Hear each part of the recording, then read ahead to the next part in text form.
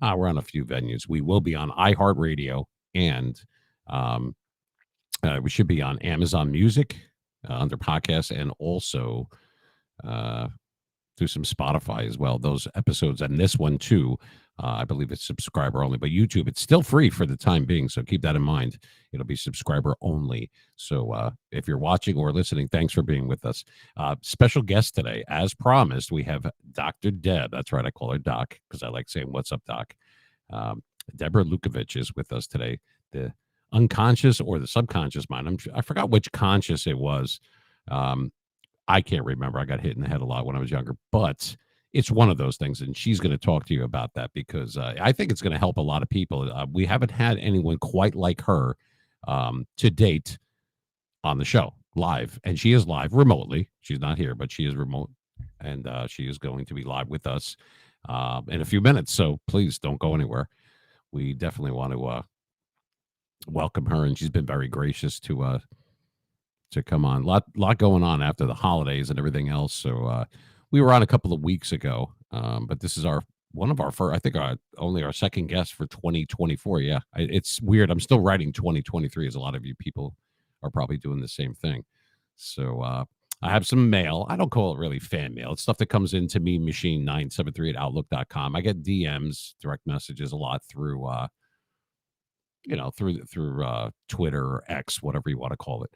And very flattering, and I appreciate it. Still keep them coming, because if you want to be a guest on the show, if you think you could add some value, we have a co-host, actually a couple of co-hosts that we're going to have upcoming. So we're working on all of that. Real people, real life. That's the way this show is going. And I want to help people, but I'm not the answering machine. I'm the me machine. This lady will help you, and just like any subsequent guest that we might have, it's to bring a little bit of value to your life. I'm not Dr. Phil. I'm certainly not a doctor at all. I'm not a gynecologist either, but I'd be happy to take a look. But that's for another show. For right now, on your Sunday, we'll keep it nice and easy, and I will go over some of the emails that I got. Yes, I print them out because I'm old school. So I'm going to read some of those. Just a few. I had to taper it down a little bit, and then we'll take our first station break, and then we'll bring in Dr. Deb. But for right this second, it is emails from females. That's what we like to call it. And where's my little lady? There she is. Hayden. Come on, Hayden. There you go. Right back at you, babe. All right. So sometimes we get serious ones. I'd like to think that we get more than some. I'm not going to take the time on the air or anything else to, people that are flirty and this and that. Very flattering, and I appreciate it. I'm very professional. I'm all about the business. That's the way it has to be. But I do appreciate it, and I'm not going to lie. When I'm off air and I'm just doing, going through my regular trials and tribulations of my regular life, I do. I'm driving in the car or whatever I'm doing, and I think about stuff like that, and it brings a smile to my face because me machine still got it. Not bad. Anyway, I have a few here, so I'm just going to read it down. So forgive me for looking down. I have to kind of do that to be able to read this phonetically here, and I'm not paraphrasing here. I'm reading it right from the actual emails that I have printed out, which are right here. It says, "Hi, Greg. Like the show, I just found it by accident. And I've gotten that before. People get, hey, whatever it takes. If it's got to drop out of the air and land you on the head, that'll work." So it says, "I love the show. How would you describe you in the show?" And it's signed by Mary. Mary is in Tennessee. Well, hi, Mary. How would I describe myself in the show? Well, like I was just mentioning to the doc right before we went on live on the air, that I don't want it to be about me. Yeah, it's my show and I host it, but I'm hosting a show that's going to have other people and other opinions, not always the same as mine. What fun would that be? We could just say, hey, you agree with everything I have to say, and all right on. Game over. What fun would that be? Sometimes you have to have varying opinions and that kind of thing. So we have that because there's people from all walks of life and doing different things. And it's, I'd like to think that I'm giving people a platform.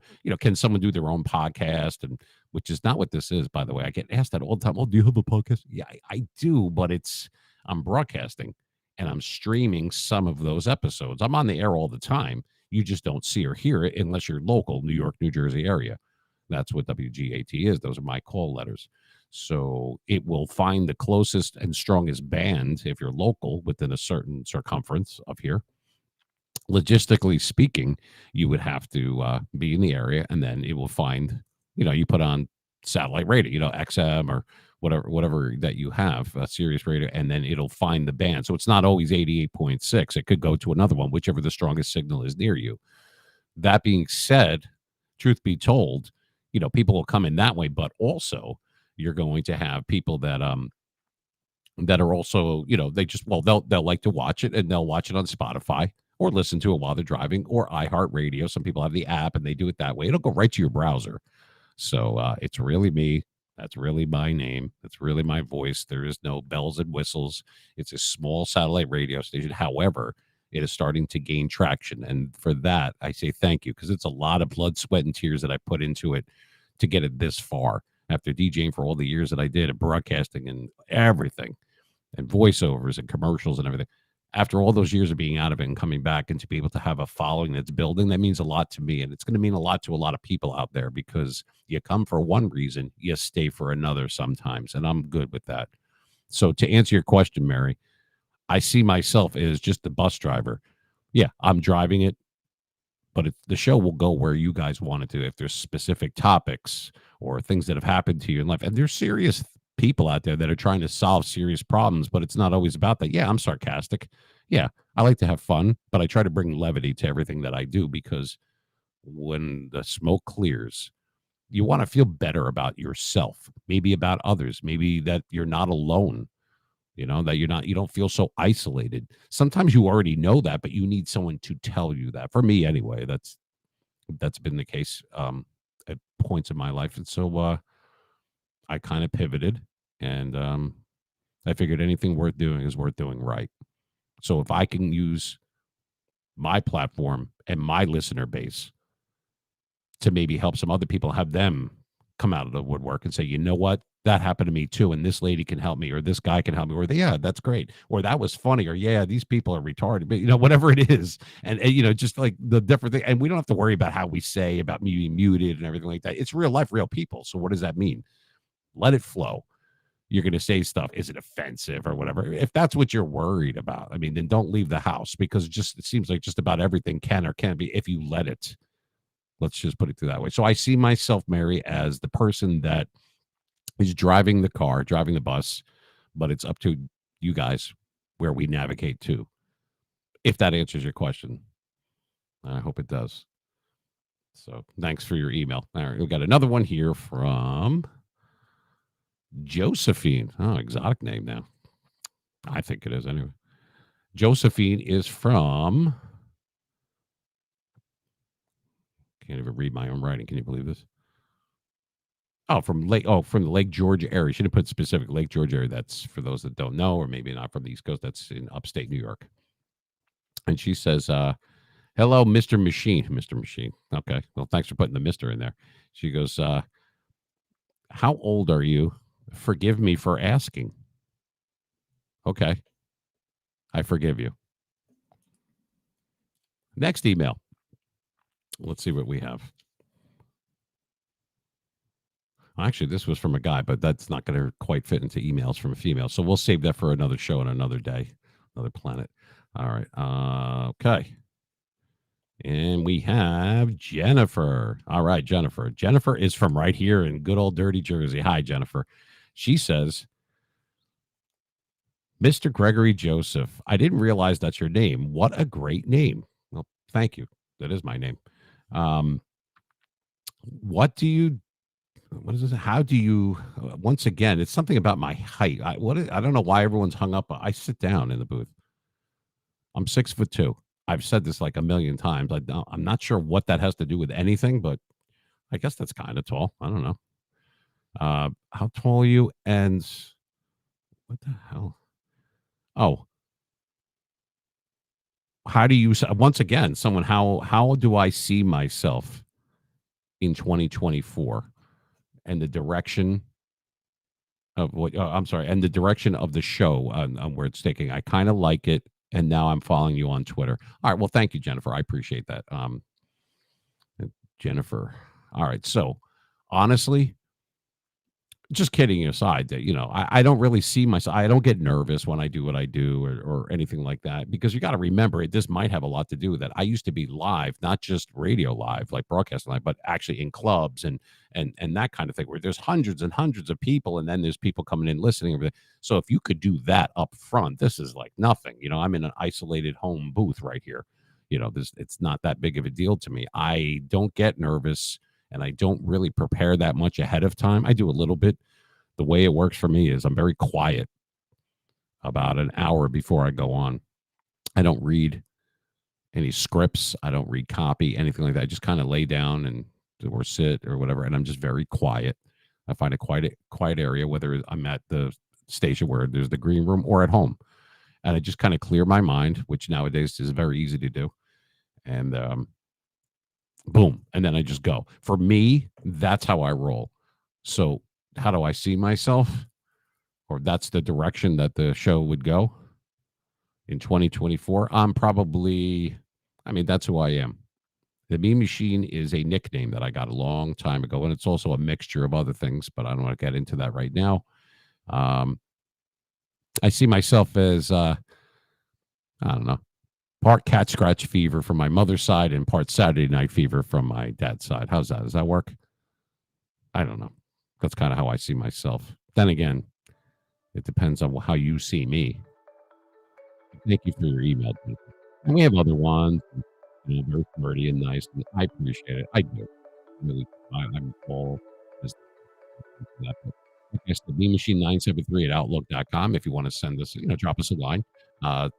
See what's going on. If you like the show and you want to type in the chat, you could do that. I'm always on Twitter or X, whatever you want to call it. Also, we're affiliates on Twitch. Once we're monetized on everything, by the way, it's going to be going to charity. I promised myself I would do that a long time ago, and made a promise, a solemn promise to God, and I will not go back on that. So, that being said, that's kind of how I see.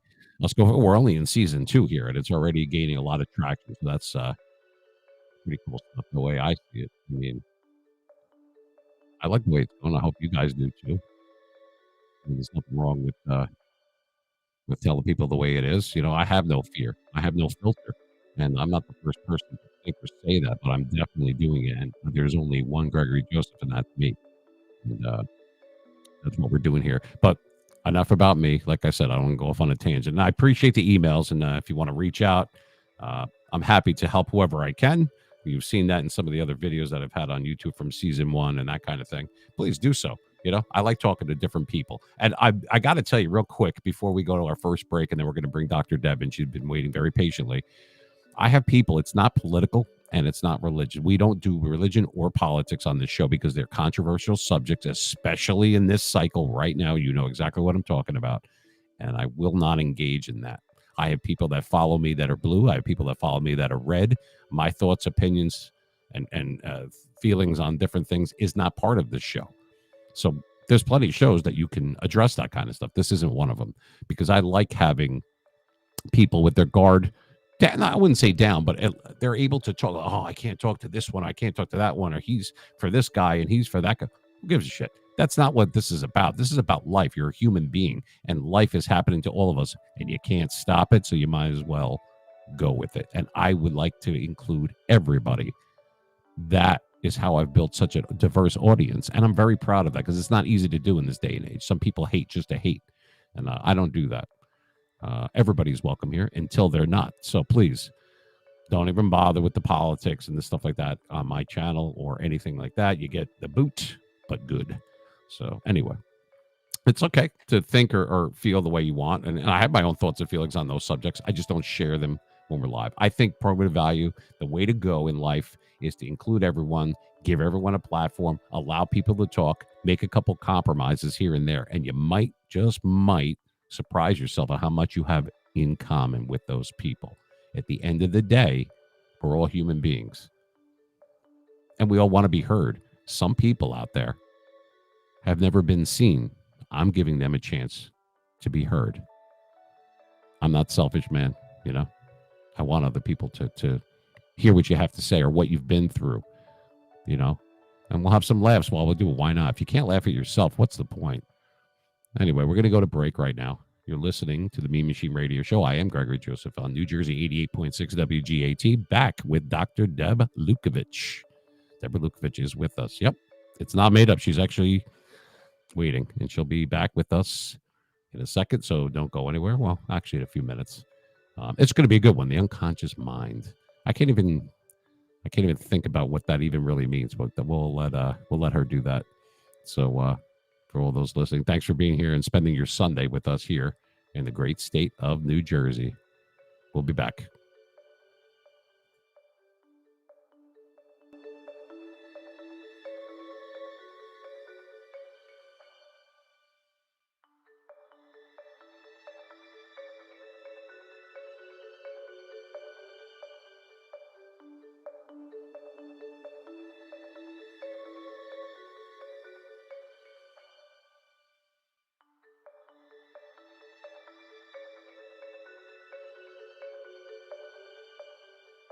Is love that time of year, and it's not that far off. 50th anniversary of The Exorcist. That's right, came out December 26th, the day after Christmas of all days, of 1973. So the 50th anniversary, being that this is 2023, that's coming up. So you're going to see a lot of Exorcist stuff, which to me still, I've seen a ton of horror movies, and they've gotten a lot better as far as not just jump scare ones, but the psychological ones and the this and the different CGI that they're using and everything. And it's really great, but you can't beat a classic, just like me. And I got to tell you, nothing, I don't think anything will ever, might be different, but nothing will ever top, in my mind anyway, The Exorcist. Nothing is creepier than that. Nothing was, I'm not afraid of, you know what I mean? Like, I'm not afraid of people like a masked killer with a knife and all that. Come on, they're fun to watch. They're cool, but that's not scary. It's the psychological shit, the stuff that could possibly happen. Like, God, did that just move? Did that door just happen? Like, what happened over there? Amityville Horror kind of stuff, or The Ring, like the psychological kind of thing, and stuff like demonic, like possession, you know what I mean, like in The Exorcist, which is what I'm talking about. That kind of stuff, that to me is creepier. I don't get scared anymore. I'm not scared. I'm the Mean Machine, baby. I don't get scared, but it is so crazy how far we've come with all the horror stuff and everything. I believe it is really, really cool.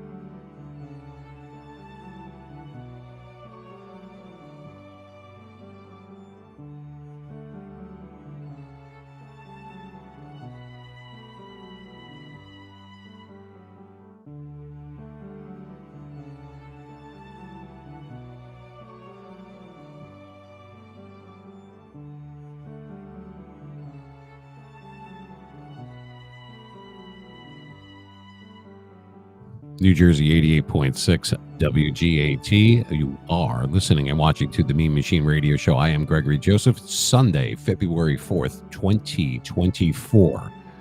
So I can't believe it's 2024. February 4th of 2024. Who would have thought?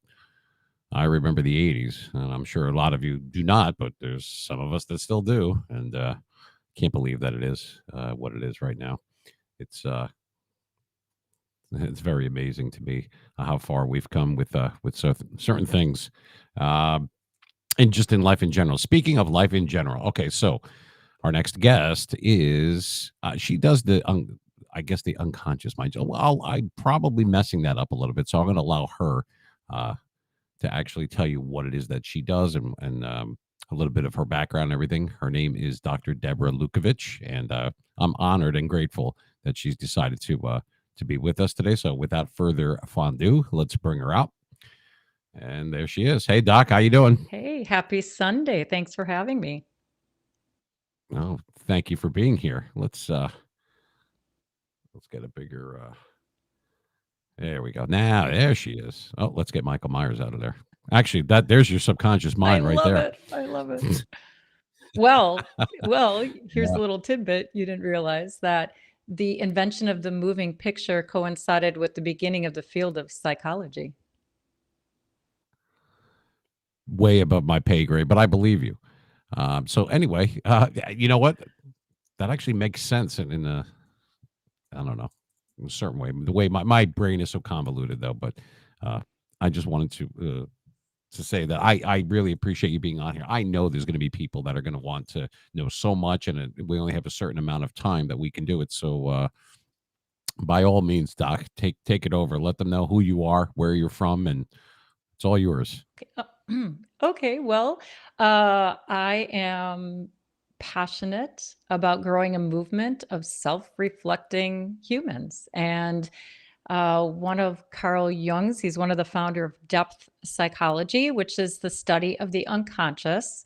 And before people think they heard me say dead, because when I had to get used to saying depth psychology, because people would say, what are you saying? Are you saying dead psychology? So DEPTH, and it's really the study of the unconscious. And even science affirms that up to 90% of who we are, why we're attracted to certain people, what our patterns of thinking and behaving is really influenced by these mysterious unconscious forces. So that is the field of depth psychology. Now, how did I become a depth psychologist? Well, my life had to fall apart first. So I had a midlife unraveling, a crisis. And during that time, when I didn't know how to fix things, I had this mysterious calling to study this field called depth psychology. I didn't know why. For a while, it was just expensive therapy. And then it helped me navigate my unraveling and kind of inspired a new sense of purpose for me. And so now, a few years later, after I have my master's and PhD, I am on this mission to help people self reflect and teach them the language of their unconscious. Wow. I mean, that's when you say self reflect. I mean, is that something that we do subconsciously? Or is that something where people realize that they're doing and it's in the forefront of their mind? I've always wondered that. Like, is that something that I should have known, or am I triggered somehow? I know people probably think that. Like, it's not spooky, you know what I mean? But when people say the unconscious mind, that usually is something, I don't know about negative, but it's, to me anyway, where I'm from, that was always something where we didn't want to let that out. Are you saying that people should engage that they should, I mean, I'm not even sure Yeah. what to I say mean, at that point. I'm kind of I tongue mean, tied on that. How do you no, see I that? mean, Is it something that you we just should asked know, like or 10 different questions. I love it. I So know? self-reflect. I mean, to a certain extent, I guess we self-reflect when we wonder, why did I do that? Or why did I make that certain decision? Or why do I like that person? Why am I attracted to this or not attracted to that? But, I just looked this up recently to be on top of the research, but every day we have like 60,000 thoughts. And we're not aware of, Wow. think of how many thoughts you're actually aware of during the day, maybe like 50 to 100. So the rest are below the surface of consciousness. And 75% of them are negative and 90% of them are repetitive. So when we feel like we have this glass ceiling, that's really what it is. It's that we're not aware of what's beneath the surface. And so, how do you self reflect to get to that? You also mentioned something interesting because a big part of our unconscious we can refer to as the shadow. And shadow sounds bad, right? So we have trauma in our shadow and we have bad memories of childhood in our shadow, but also what's in our shadow is our potential. So, remember when you were 5 and you loved being an artist, and then your parents I do remember when I was 5. I was happy then. Right, right, and then what happened? Like, you get corrupted by the adults around you and by your teachers who say, "That's not how you draw a butterfly, this is how you draw a butterfly," right? So, that gets buried, and then sometimes it takes your life falling apart before you circle back to that inner child and bring that inner child forward into the present, and then have it inform the sort of new unleashing of who you are. So the unconscious has got a lot of juicy stuff in it. And I often refer to the journey of self reflection, coming into deeper relationship with yourself, which is a capital S, not your ego self, as an Indiana Jones adventure, right? It's risky. There's a lot of metaphor and symbolism to decode. But in the end, the movie ends up with gathering new insights about yourself to go forward. So,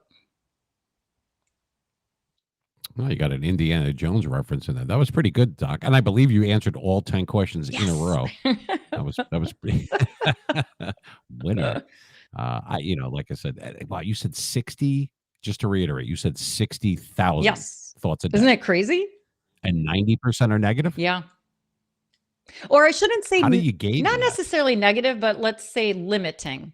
Because what people don't understand about the brain and the mind is that the mind is defensive in nature, our brain and our thinking and our rational, our reason for a purpose Oh, yeah. because it's seeking to protect us. And in order to protect us, it seeks to affirm and confirm what we already know. So when you ask, do we self reflect naturally? Yes, but if we're not really doing it intentionally, we're probably not expanding our consciousness.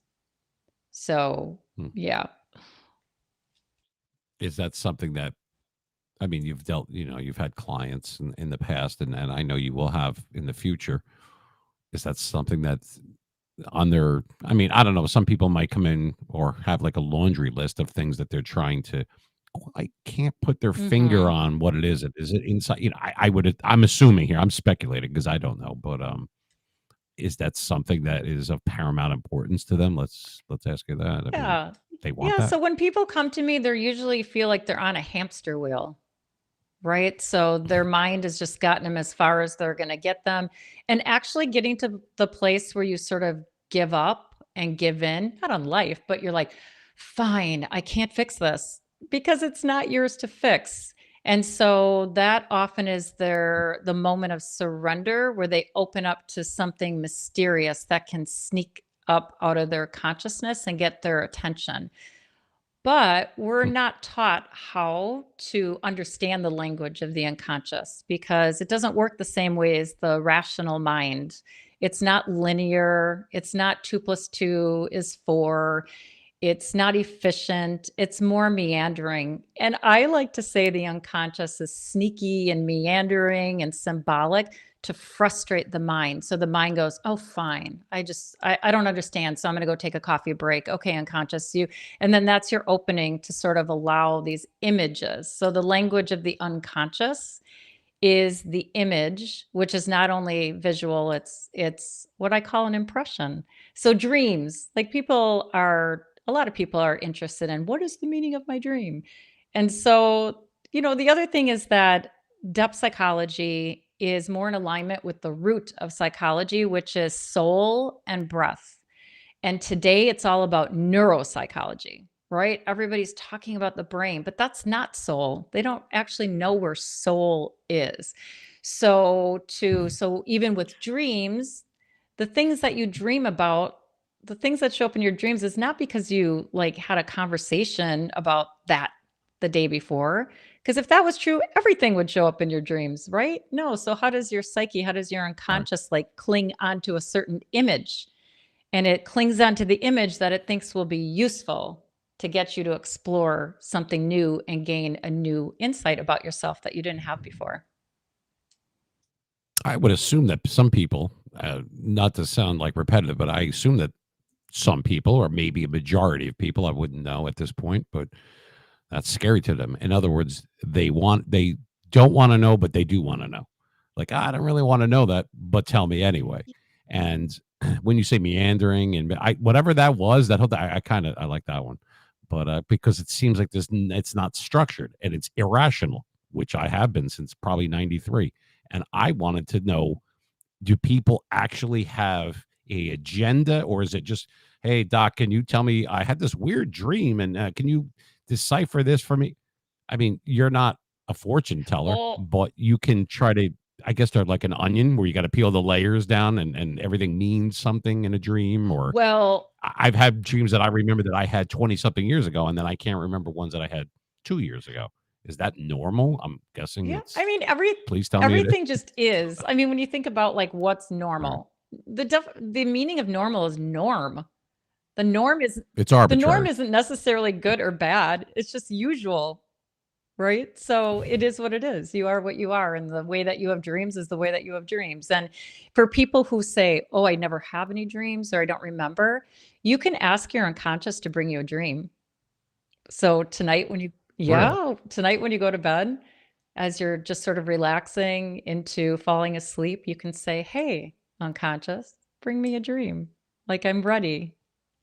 And your unconscious may Mm. actually oblige and send you a dream. Or if It might if you oblige. have if you have a recurring dream, oh, they're recurring because you haven't figured out what it's trying to tell you. So you can say, "Will you bring me that dream? I'm ready for, I'm ready. I'm ready to work with the material." But then what do you do? How do you work with the material? How do I work with Well, how do you exactly. I would, now that you've, here it is on a silver platter, I'm like, I don't know if I would have to pinpoint it, or people would want to say, okay, it's this specific dream that I had on this specific year, or I was a teenager then, or that's when I was married, or I was through a lot of turbulence in my life, or there was a lot of I went through a divorce, or I went through some tragedy where it was like traumatized as a child, whatever that is, because I believe, this is just me, and you're the professional here. You're the dog, not me, but me personally, certain things, certain smells. I know that sounds ridiculous, but certain, like, it brings me to a different time. I snap out of it and I'm awake. Mhm. It's a good thing you're not on the road here in Jersey, because I usually come up with this stuff when I'm driving. Just Well, because we because drive really well here, when you're driving. and Oh, go ahead. I just it doesn't have to be when you're sleeping. Like, for me to say, okay, Confucius say that Greg should have this dream. Like, I don't know what I'm trying to say, because someone's trying to tell me something. I always thought, I know I'm a freak, but I always thought that there was someone that I've had from a past life, or a someone that passed away in my family, or a close friend, or relative, whatever it is. I've always felt that they are trying to show me a sign, or y- do you get that? I'm assuming you have to, because a lot of people are hurting from people that have come in and out of their lives. I mean, am I Right, right by that, right. or no? So you hit on so many things again. You presented so many different ways that we can go with this, but Rock on, Doc. It's all yeah, yours. so the number one challenge in finding meaning with dreams. So it's not about interpreting, because the meaning of a dream is subjective to your personal experiences. However, there are symbols and images that are sort of archetypal and universal, right? So in general, dreaming about an orb or a mandala or something circular, if that shows up in your dream, many times that's a symbol of wholeness. So many times for people who are going like their lives are falling apart and they're feeling like they're being disassembled, if a mandala or an orb shows up in their dream, it can mean that that's their unconscious sort of trying to hold them together. So it's not about interpretation. It's about finding meaning that allows you to gain a new insight, to see something that you couldn't see before, to have a different perspective, to evolve your consciousness. So for example, on my website, I have a download of how, sort of the myth busting around working with dreams. So the first thing would be dreams speak in images and symbols. Oh, you said smelling, right? And it triggers a I memory. did. So that's one way that your unconscious speaks to you and tries to get your attention. So if you're driving, and why during your driving? Because you're relaxed and you're sort of slipped down into a lower level of consciousness where your brain isn't as reactive. And so Oh, tell me about it. yeah, Yeah. so then a memory comes up and you're like, "Oh my gosh, that's the smell of fall. Oh, that takes me back to when I waited for the bus before I went to school." And so what is the meaning of that? Like, why is that memory coming up now as opposed to last week? And during my sessions with clients, then we would explore associations with those different things. So the other one that's the most interesting for people is when people show up in your dreams. So when somebody shows up in your dream like an ex, and it's somebody that you know, an ex-husband, an ex-lover, whatever it is. An ex, you said? Yeah. That's called the nightmare, Yeah. right? For some Oh, people it really is. So, but oh, hell right. yes. But I love those. Those are juicy because the reason that that Ugh. person is showing up is because they represent a part of you. They represent a part of Mm. you that's trying to be explored. And so your unconscious is like, oh, yeah, I'm going to bring that X in here because I think it's going to get a certain emotional reaction out of you. And now, where is that going to go? So then I hold space and for us, the client and me, to sort of explore the associations with that image. In fact, funny, some of my clients are recommended to me by their regular therapist to work specifically with dreams.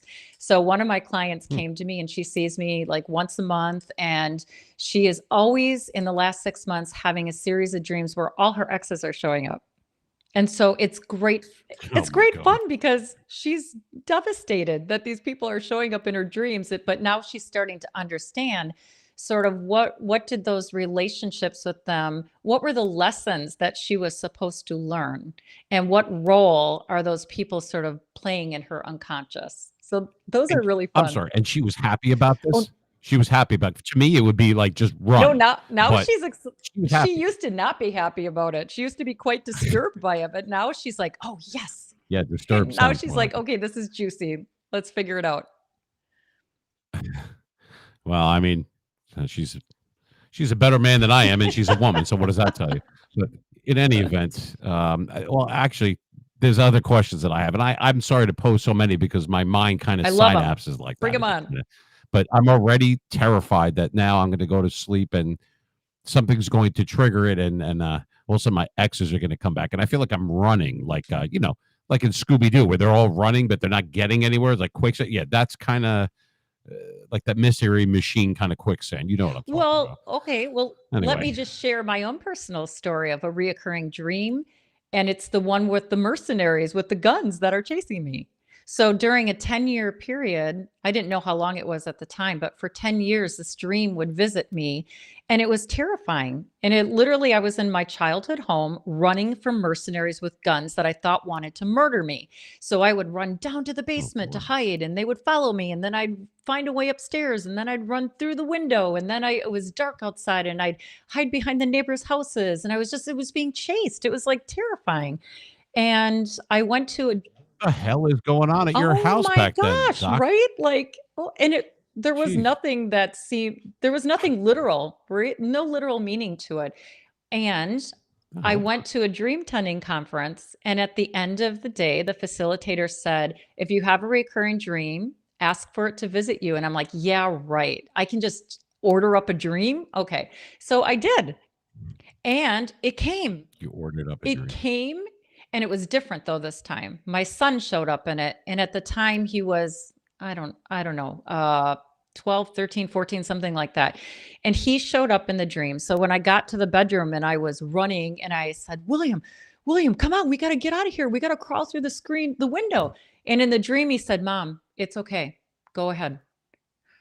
So then the next day, when I was working this dream, exploring this dream with a partner, we use something called active imagination. So this is what I do with my clients, where we just allow our imagination to slip back into the dream, But because I was terrified, I came in the house through the garage door, the side door, and I opened it and I peeked and I saw this, what I thought was a man, and he was dark and he was sitting and he had this top hat on.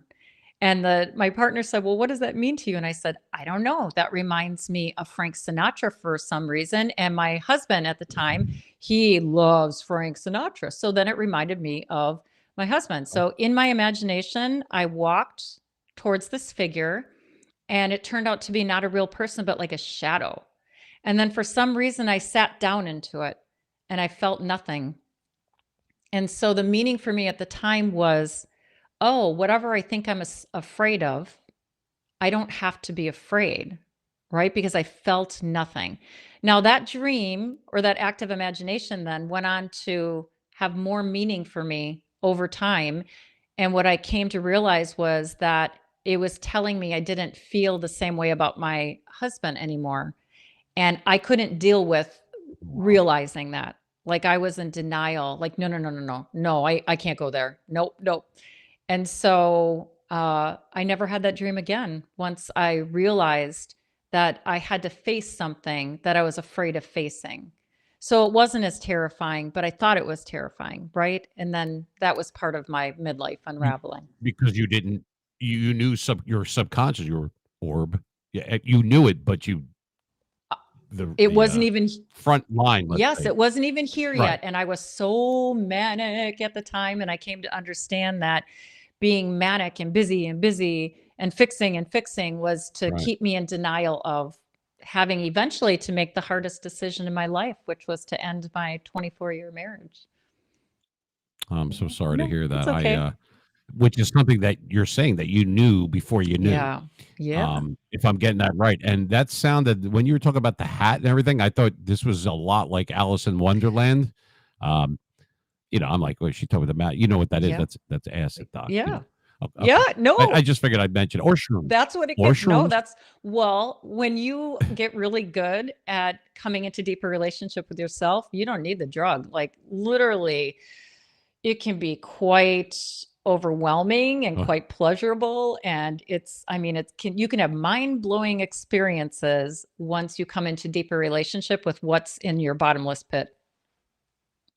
yeah, well, I have one of I've been in a relationship with myself for quite some time. It's complicated. Let's just say Yes. that. It's a complicated relationship. Yeah. But it's a little bit of a little bit of frosted flakes coming down with all these different things that I think of, and my mind wanders like I'm on a desert somewhere. But Ooh, in any I event, love it. I really I want to know what some of these clients. I mean, not to divulge any names or any Mhm. kind of confidences to be broken, but I've got to hear that some of the people that you've spoken to now, you do everything. Nobody's actually showing up. They're you said you do it Virtual. by All my clients are virtual. right. Yep. Okay. Oh, virtual. Did that was that always Pardon? I'm sorry. I was just going to say, has that always been the case, or is that something where, like, I know with COVID changed the whole world, the way that people approach stuff? Did it happen after that it was remote only because of COVID, or Yeah, was it I mean, before that? I've only been doing this. I had a whole other kind of Yeah. business, but I've only been doing this. I secured my PhD in May of 2020, which is when I left my hometown for the first time and came down to Jacksonville Beach, Florida, and I didn't know what I was going to Okay. do. So yes, so this business emerged during COVID. And Yeah. Right. so Right in the middle of it. yeah, Right. and Yeah. so I'm so glad. Like, it's really the only way I wanna do it is virtually because my clients get to have their own space, and some of them are very ritualistic about it. So think about it. We have forced people to go into a therapist office where it's designed, yeah, the therapist makes it nice for you, but it really is a reflection of them and their preferences. And so virtually, I encourage my clients to sort of create a sacred space because coming into deeper relationship with yourself is like it's a spiritual journey too. That's what it sounds like. I definitely want to have I want to hear more about that. We have to take a quick Mm. break here, but that's that you're right in the middle of I mean, I have to take a break. I'm sorry, but it's right in the middle of the stuff that I want to know. And I'm sure other people that are listening or watching or both that yeah, definitely. Awesome. I like where this is going though, Doc. You know what I mean? It sounds like you have you're scaring the crap out of me. I'm not going to lie. But no, I'm joking. But it's not. It's something that, like you said before, and you said you affirmed, because it's arbitrary. You know, it's a subjective. Okay, well, could it be this? Now, if you're getting referrals from actual psychiatrists, like they're sending you, well, that's a legit thing, because I'm guessing that when we get back, we'll touch on that too. But that might say, oh, well, that's not, you're not like, that's not real. That's not like, you know, how like doctors say that chiropractors aren't real doctors, you know, that like along those lines, where like, oh, subconscious, that's more or less a psychologist or a Mhm. psychiatrist, and it kind of falls in between and da da da. I'm not Yeah. sure on what they say, but we'll have to think about that one. We'll be Okay. right back. Well, there's a lot of meat on that bone. We're gonna have to get into that in a second, as you can tell. But anyway, we're live with Dr. Deb Lukovich. That's right, right here on the Mean Machine Radio Show, 88.6 in New Jersey, WGAT. I am Gregory Joseph. We are the Mean Machine Radio Show, bringing you all sorts of good stuff. This is a good one. This is, we might have to keep Dr. Deb on, or even have a follow up one, because I'm scared of a lot of shit, it seems like. And I didn't want to say that, but now she's going to bring it out in I me. love So it. I might let her talk about other people. We're going to get her off of that. But anyway, we'll be right back. Thanks for listening in, and thanks for watching the Mean Machine Radio Show. Back in 5.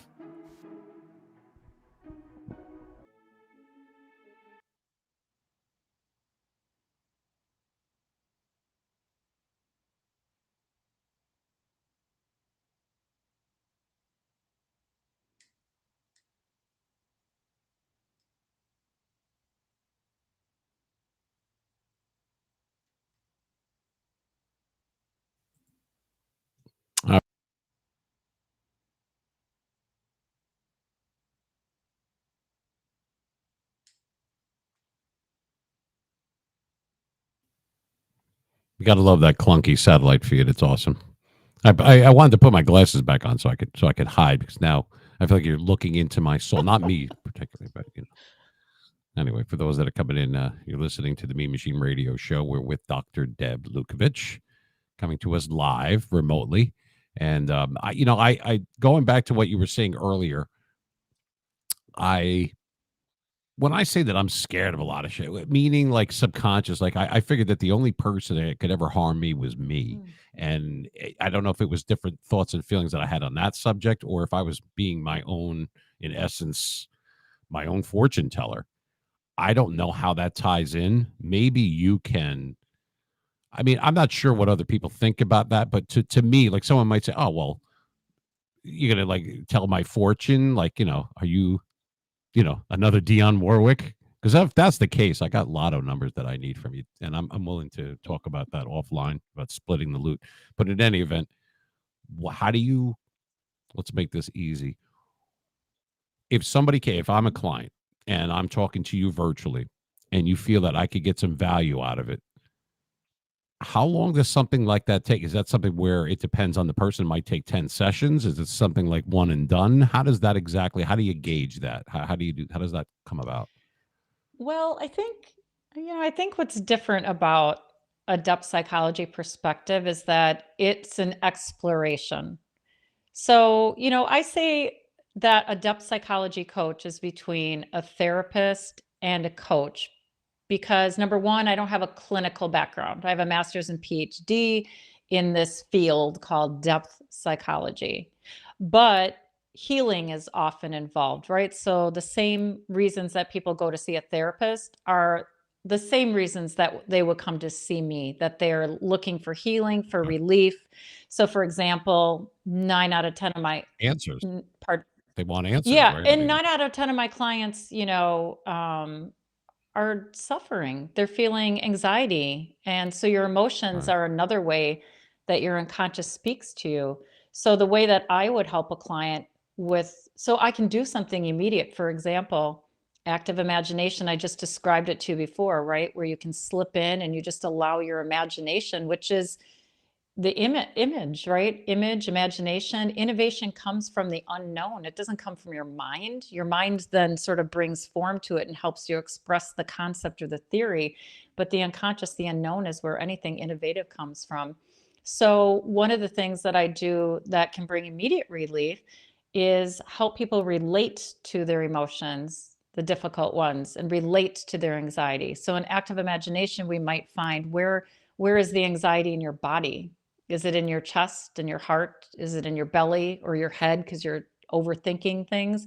And then relate to it and see if it takes the shape of an image.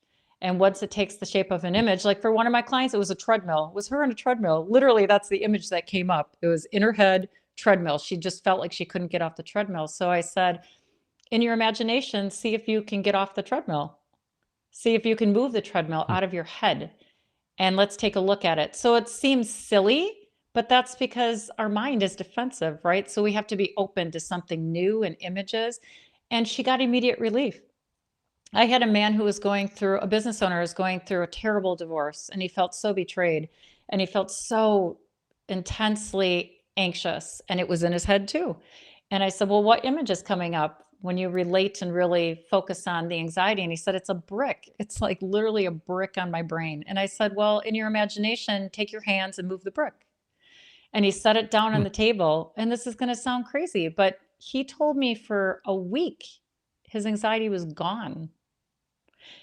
That was his equivalent to removing a weight, I would Yes. think. So this is the power of the Okay. image, the power of the image, which is why films. So if any of your listeners are like have obsessions with Netflix series or films and they go back, well, there's not a lot of people like me that go see Aquaman 8 times because I know there's something in it that's important. But Yeah, that's pretty yeah, bad, right. Doc. We'll talk about that Right. later. And so But go those ahead. images are working, they're reaching into your unconscious, but they're subjective, right? They're my images. Those same images aren't, reaching into the person next to me, they're unconscious.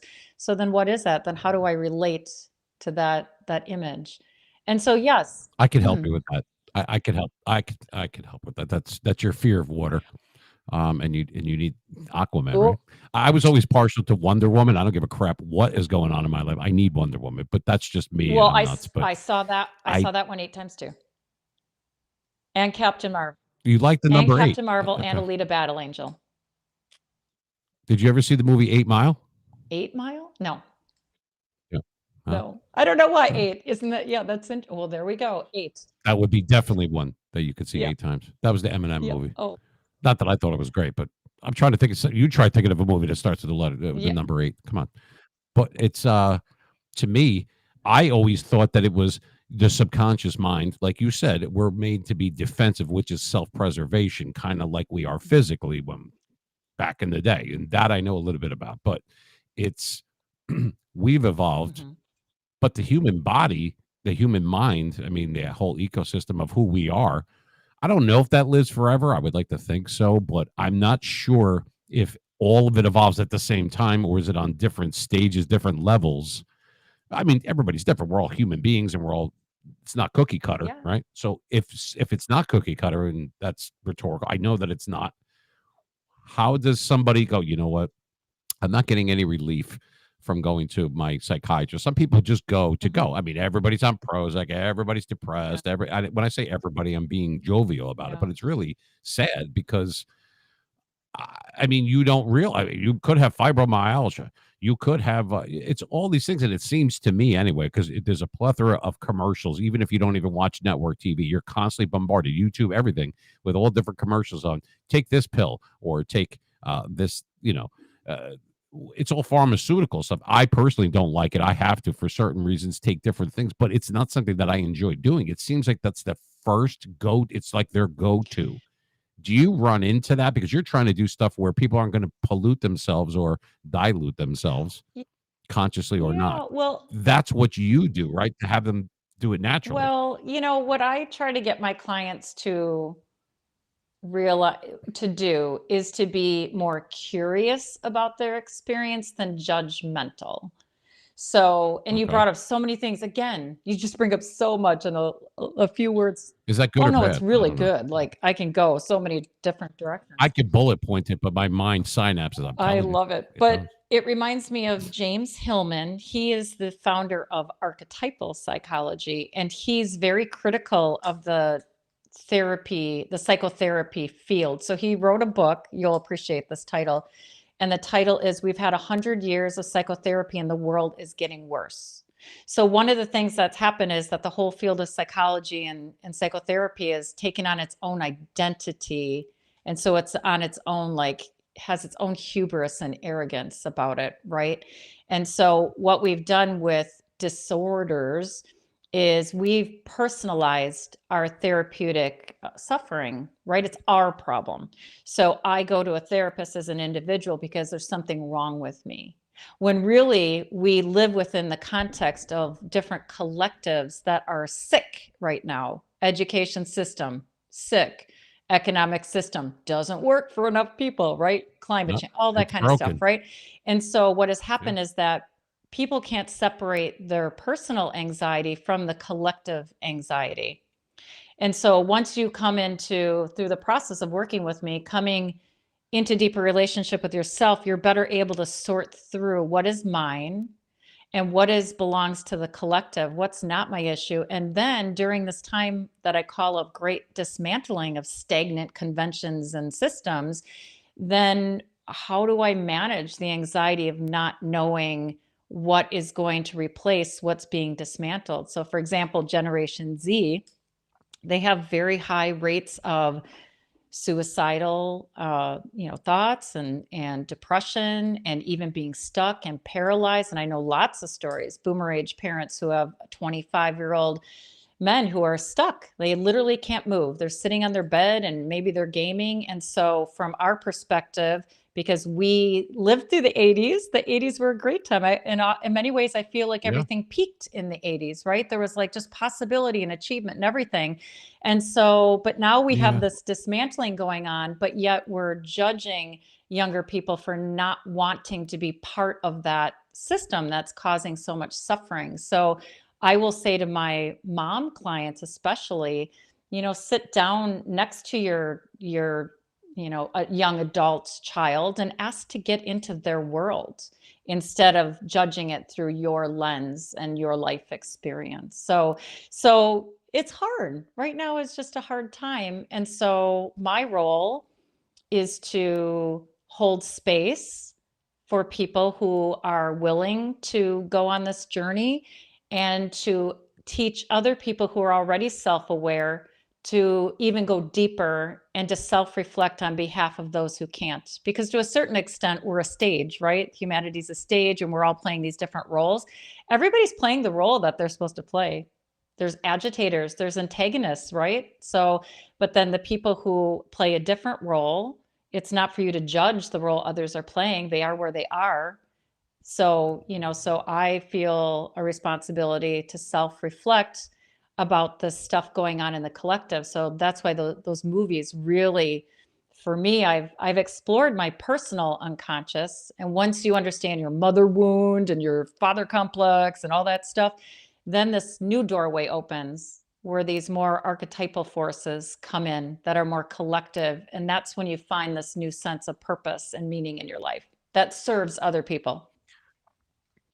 I guess it's meaning in life. By the way, just touching on that for a second, I have the uncanny ability, me myself, to be the protagonist and the antagonist all at the same time. But Of that's my course you own do. We all problem. have characters inside of us. Oh yeah, oh yeah. I have them. They're numbered and they have been tagged. But I don't know how long. Like when someone says, "Well, you're going to talk to Doctor Deb," she's a depth psychologist. I don't think I've heard of that before. I'm sure it's existed. You obviously have the paperwork to prove it, and you have the obvious know-how and knowledge. But is that something that's more prevalent now, and we just didn't know about it, or it was called something else back then? Because you mentioned the '80s. No, I it's been remember hearing around. about stuff back then. Well, here's the thing, it's been around for a really long time. So some people might have heard of Carl Jung. Carl Jung. And people are more familiar with his theories than they think. So if you've heard of the personality inventory called Myers-Briggs, No. Myers-Briggs is based on Carl Jung's theory of psychological types. So the term introversion and extroversion, Hmm. probably everybody has heard of that. Those are theories developed by Carl Jung about how we're energized. Are we energized by going inward into our inner world? Or are we energized by interacting with the outer world? So that Myers-Briggs, if you're an INFJ, I'm an INFJ, so I'm only like 3% of the entire population is like me. I'm a weirdo, nerdy person that way. So that's depth psychology and Right. Jungian psychology. So really interestingly, 100 years ago, um, people were really into Carl Jung.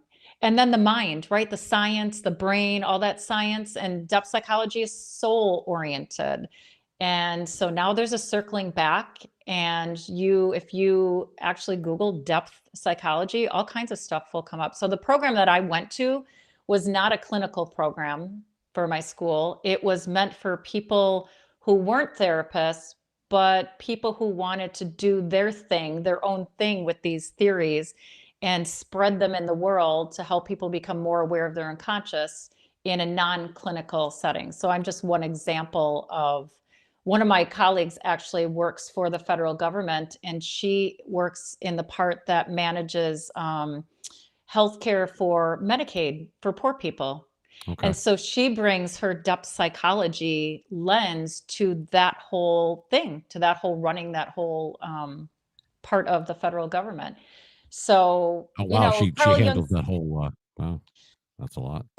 Carl Jung said this thing that I just think is worth, paying attention to, is that the last frontier is not space or the oceans, it's our inner worlds. Because if you think that 90% of you don't even know, I mean, that's pretty cool. Actually, well, maybe it's scary too, but that's pretty cool that you could study yourself for the rest of your life. And as you study yourself, you just unfold you expand your consciousness and you unfold and you have experiences that you never thought you would have before. And then at the same time, you find this sense of purpose that helps other people.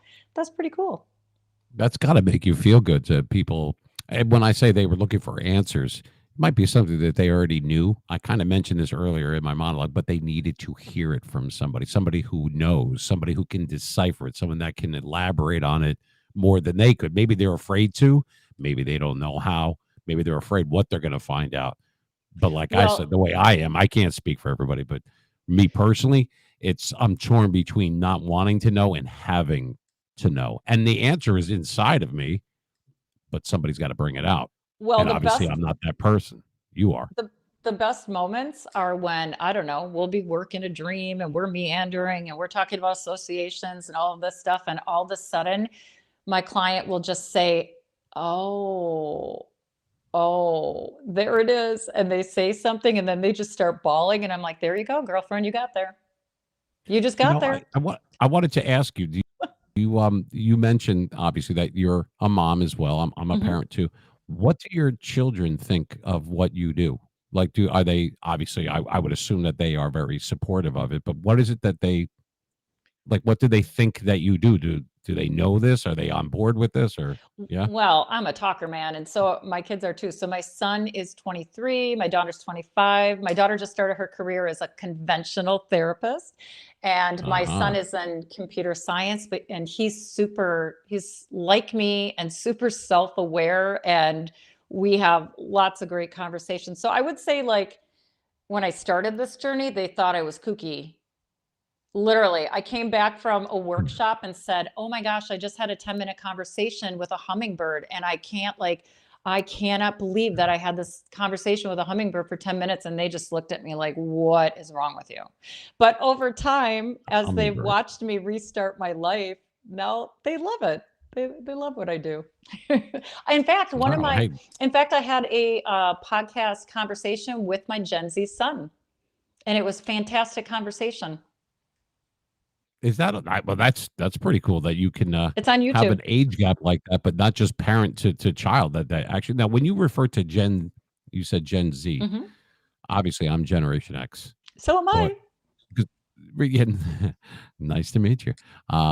I I can't say we're the best gener that's very, once again, very, arbitrary. I'm the child of a baby boomer, so when you refer to, then obviously we know millennials, so Generation Z is, what is that, the one that's right between?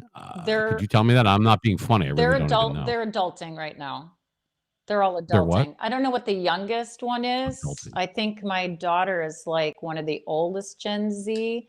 So they're teenagers and they're adulting right now. I wrote a whole blog post about sort of what Generation Z is mirroring back to the collective, because the newer generations are they're never really embraced by the older generations, right? Because we don't like change and all that kind of stuff, but they Yeah. always are mirroring back something that the older generation doesn't really want to see, they don't really have time for.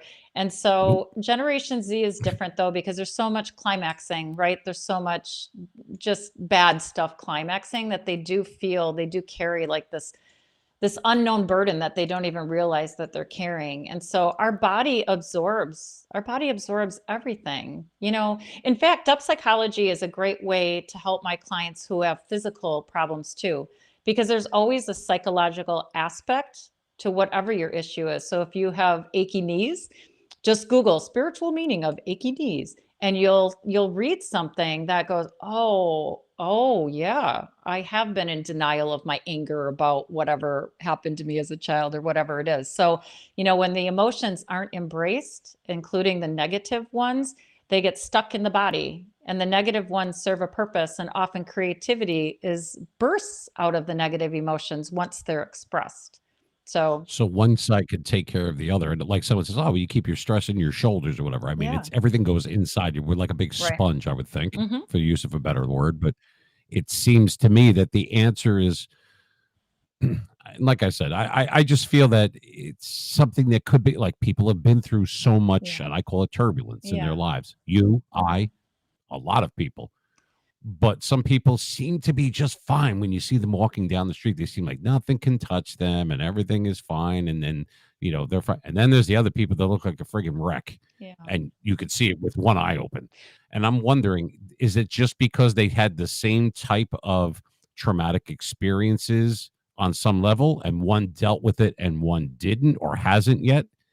Or is it just because I don't want to ask too many questions in one, but to me, it could be that not a flick of the switch, but it could be that one person dealt with it and knew what it was. I mean, that's the part of getting better, right? Is admitting that something's wrong. I would assume. Yeah. Or yeah, Is that how that works? I well, mean, yeah, it's all of it, really. And don't be fooled by people who seem like they have it all together and they figured it out. Sometimes oh, I know. that's a persona, right? So that's a persona that they're showing to certain people. But yeah, I mean, it's a different process for everyone. Everybody's different, They are right? I mean, different. I get that. And I think one of the things that I try to get across to my clients is that they are experts in their unique experience of being human, right? So, and in fact, there's another concept. Carl Jung would say, just like we have a biological DNA, right? And the biological DNA actually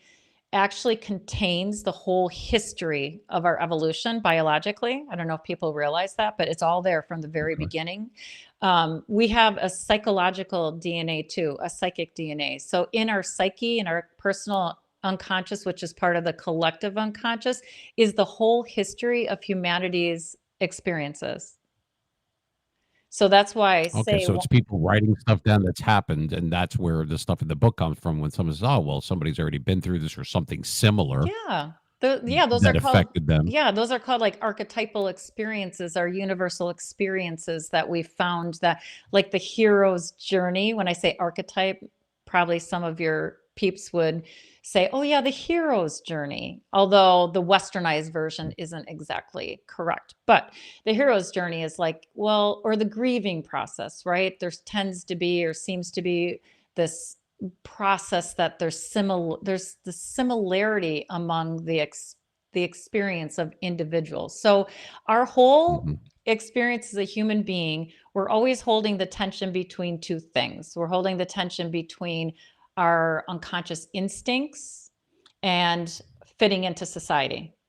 And so the whole thing of midlife unraveling has to do with, oops, I went too far, like appeasing society. And now I'm falling apart. And now I'm like, everything I thought was true isn't true anymore. And now I'm having an affair and I'm doing this and I'm doing that because I have tried to be like follow the rules way too much, and now I have to express these other parts of me. So all during our life we're trying to like do this dance between like expressing our desires and our urges and then doing it in a way that's appropriate, and then whose rules do I follow? Oh, it's time to break that rule, Yeah, man. really. Like, why am I listening to that That's person? another Yeah, thing. Yeah. tell me what to do. Yeah, So this, who's making up these rules? And does everybody have their own set? And are we all doing it? And once again, it's if you talk about depth, I mean, because it's not topical, meaning it's not something that you could see with the naked eye. And I don't know if like I don't know what my listeners or watchers or I don't know what they think of stuff like that. I can only tell you for me anyway, it's something where once again it keeps bounding me back to why have I seen this person in this one dream? Going back to dreams again. And I haven't seen them, but I remember that dream. Mhm. But why do I remember? What is the significance? What's the Oh, relevance? I well, don't know. here's how you figure it out. So Oh, no, please go ahead. you go home and journal and you write down this person and you list all of your associations with that person. So you say, when I think of this person, here's what comes up for me, this memory. Or if I had three words to describe that person, it would be kind, annoying, and I don't know, vibrant, whatever it is. So whatever your associations are, then you consider, oh, that's a part of me. And is this a part of me that wants to be expressed right now? Or the best kind of projection, I mean, a lot of people are familiar with that word now, projection, but All right. the best kind of projection, the juiciest kind, is if there's somebody, and it could be a celebrity or it could be a family member or whatever, where you admire them and you cringe at them at the same time. So during Oh my yeah. Oh, so you've met my family. Great. There we go. So, That's so during my midlife unraveling, I became obsessed. I was never into reality TV shows, but I became obsessed with Millionaire Matchmaker and Tabitha Salon Takeover. And I was so obsessed and I didn't know why. And I was like, oh my God, these two women, oh, they're so strident, but they're so successful. And they're like, and so part of me admired them so much. And the other part of me was like, they're so mean. What do you mean you go into a salon and you tear everything down and you tear everybody down? How can you do that to people? And at the time, what it was really revealing back to me was that I needed to advocate for myself more. So I needed to like bring out my inner, can I say bitch? My inner like not nice person. And so your inner meme machine. Gotcha. yes, Now you're talking oh, my sorry. language. I needed to bring out my inner mean machine. And so, but what's so difficult about that is it felt very wrong. Right. So Oh, sometimes to advocate, this is why people who are stuck in abusive relationships and dysfunctional relationships can't leave because they're sort of been indoctrinated to think that standing up and voicing an opinion is morally wrong or is being mean or whatever it is. And so that's when your mind has to come in and say, well, but no, I'm not being mean if I say this. Okay, so now I need to practice that. And then eventually it doesn't seem mean anymore. So my Overton window sort of moves. and it seems the way you said it's right in line with people that are pre-programmed to not just right and wrong, but for their own morality, how they were brought up, how they were taught, the way that you were taught or brought up is Right. different maybe than what I was. And I find myself, I keep saying I because I can only say 'cause I can only speak for myself, but and I don't think anybody else would speak for me, but I'm saying that I yearn for simpler times, earlier times. Yeah, and that's not something that you've heard for the first time, and we see it in if I had no cell phone, no internet, everything, I'd be okay. Yeah.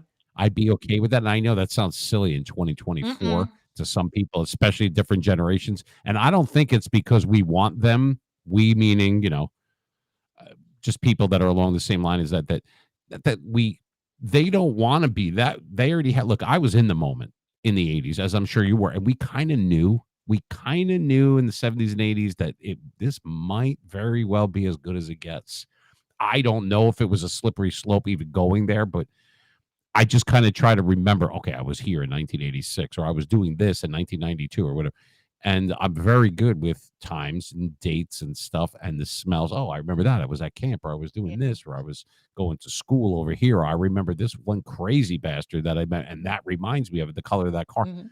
All these things I'm sleeping at night. I don't sleep that well, but every once in a while, something will trigger it if I just knew how to control that trigger.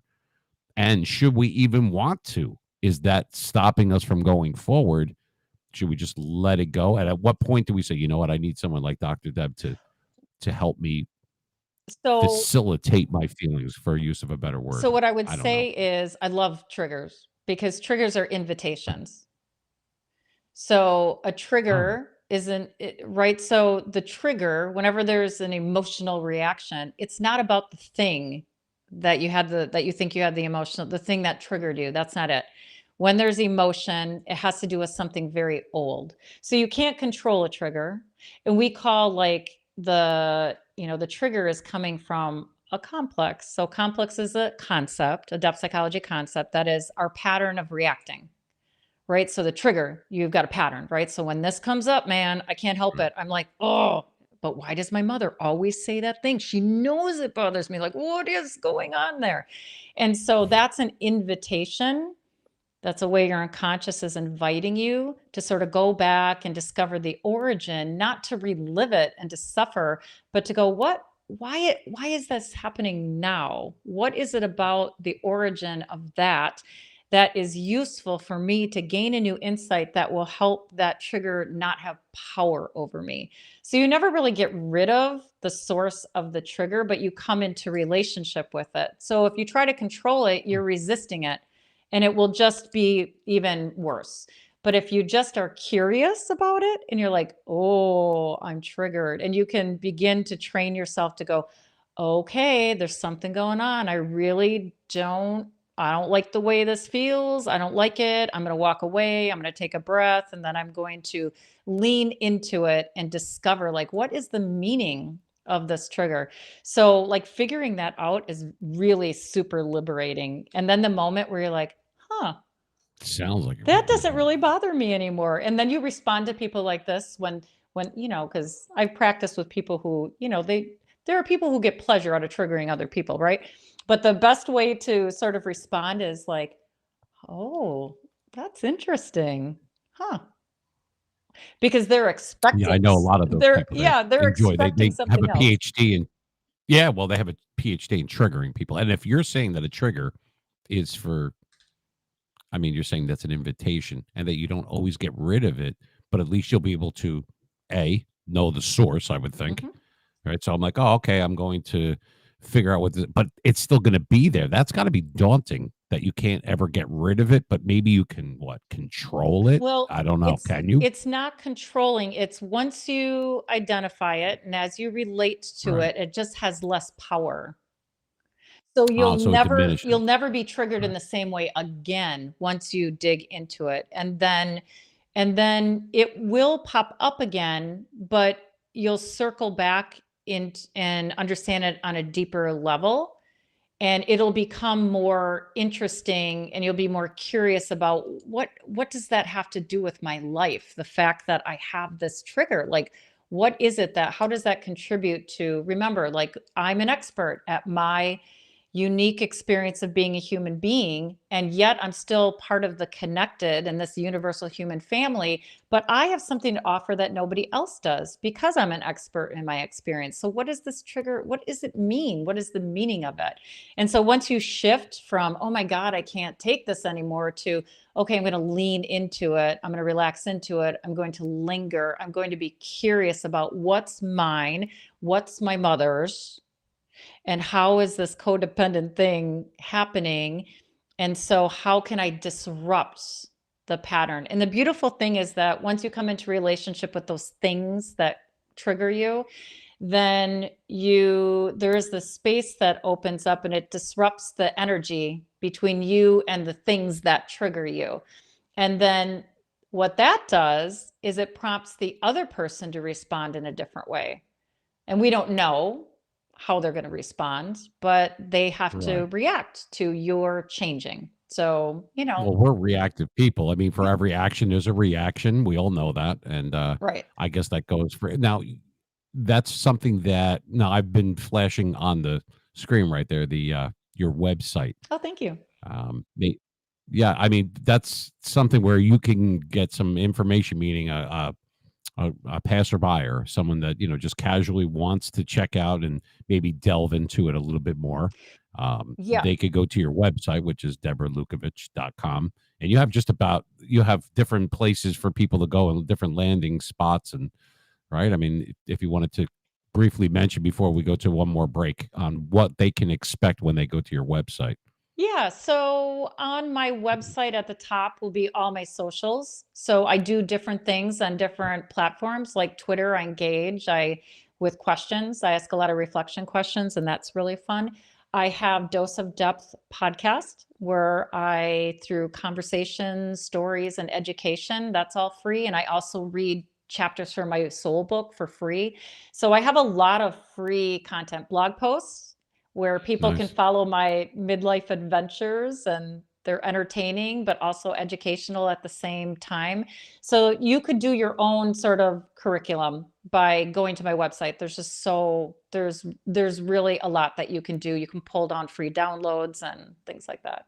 Wow, so you're not it's not just about trying to stem the tide of people go, "Oh, here," and then we have to charge a fee. So there's a lot of free stuff for people to determine on their own, Yes. "Hey, this is something I wanna proceed with," Yeah, because I want to and you're not teach. pushing it on them, Yes, I'm trying to teach people which how to do it for themselves, and it's always useful to have a guide, a witness like me, but you right. really you can look at it as therapy that you're just doing all the time with yourself.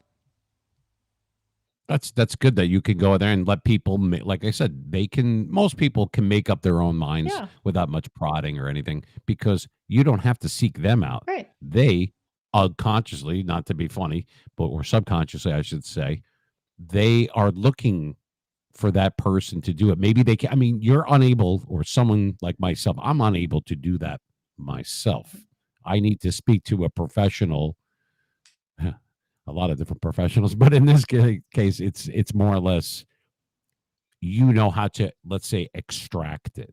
That's kind of the word I was looking for Yeah, because I'm a smart guy, I have a high IQ and I know life and I'm smart enough to know that I'm not going to know everything and that's okay. yeah. That puts my mind at ease knowing I'm not going to always be right. And I was told that a long time ago. My father said that to me a long time ago. He said it's not about being right, it's about doing right. And I've tried to fashion myself around those words of wisdom. How do you feel about personally, real quick, if you don't mind, Mhm. before we go to our last break, if somebody comes to you, let's say like myself, and I say, you know what, I've been on your website, Doc, and I've seen that, and I'm not sure why I'm here. I'm not sure what I'm trying to what's the final like. It seems like life keeps moving the goalpost on me for a stupid little football analogy, you know. Uh how do you have to get to know the person? I mean, it's going to be hard to chat with someone for the first time and try to say, okay, well, you could definitely benefit from this or that. You're making suggestions. You don't really know them. Well, Is that harmful? all I have to do so I always offer a 30-minute free exploratory chat, and we both know. We just both know. By the end of 30 minutes, because all they have to do is talk and present themselves, and I'm like, "Oh, tell me more about this. Tell me more about that. Tell me more about After that. 30 Let's." minutes, after 5 minutes of me, be like, this guy's Oh my. nuts. But no, but I get it. No, It's so yeah, okay. and certainly there from time to time there will be somebody that's like, "No, I'm not into that approach."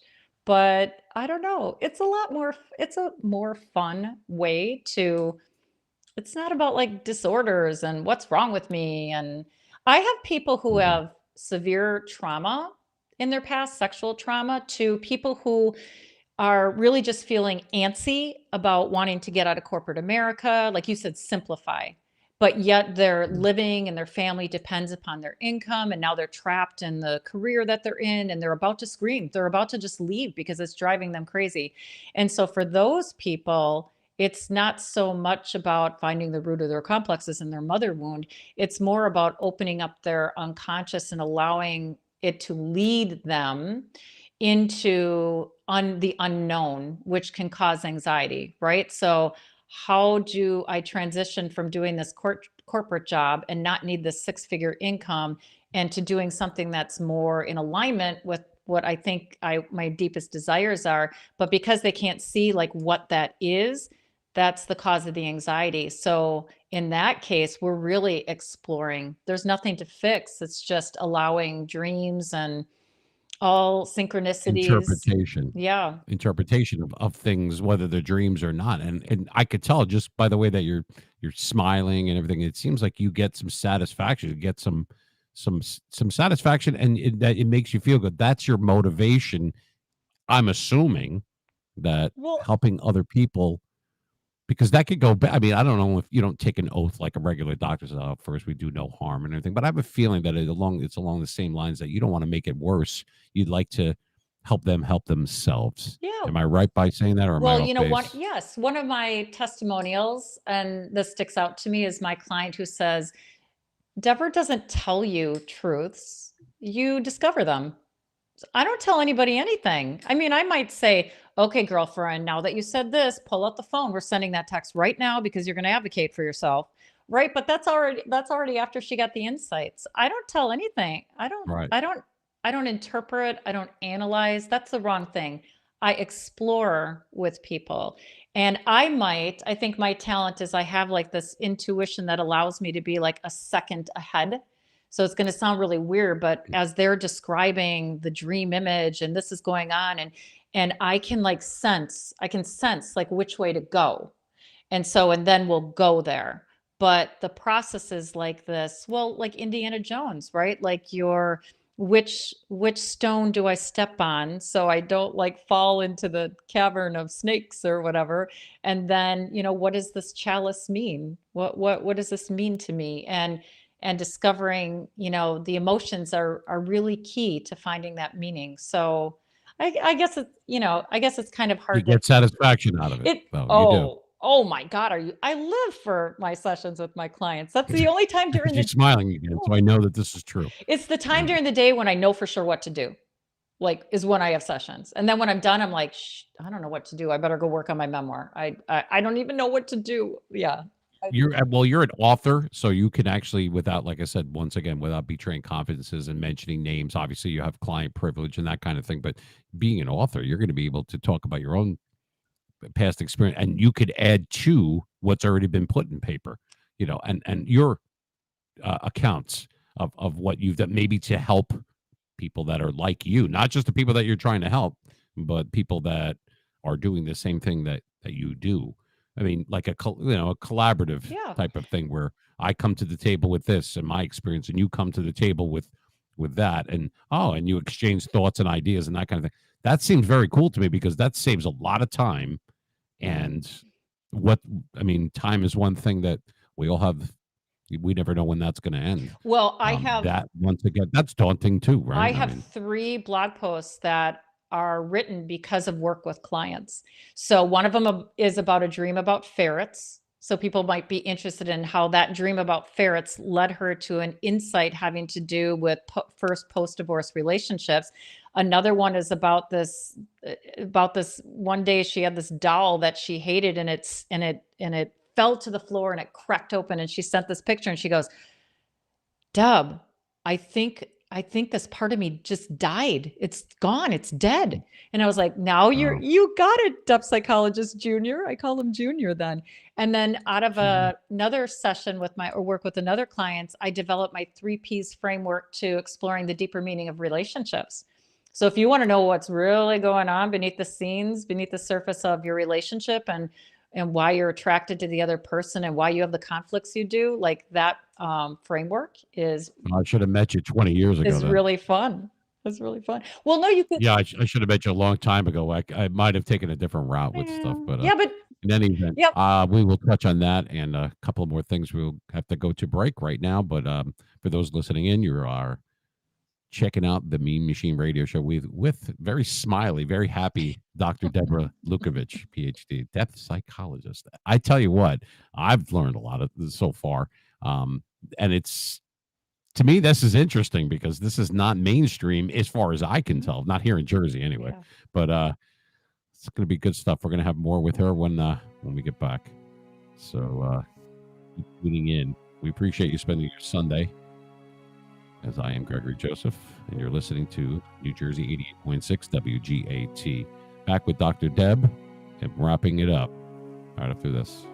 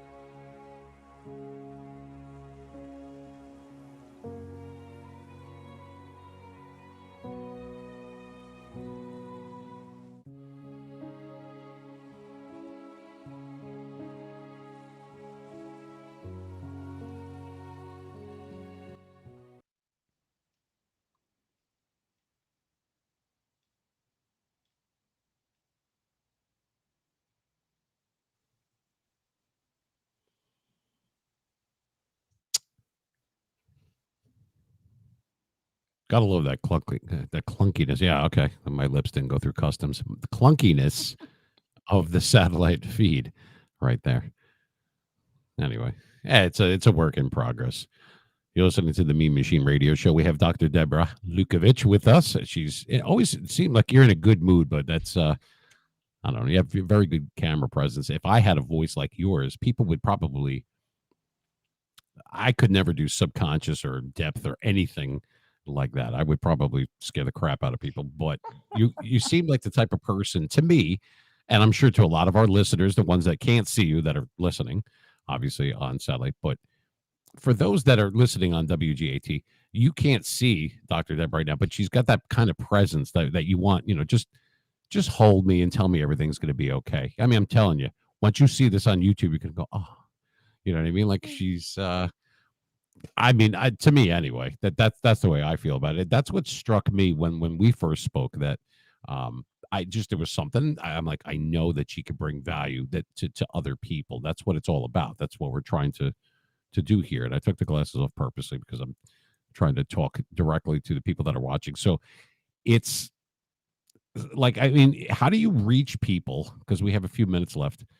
Like, is it all about them finding you on your website? Because that's very convoluted. There's so much stuff that's out there and misinformation and all this psychoanalysis. Everybody's like, oh, I don't want to be psychoanalyzed and this and that.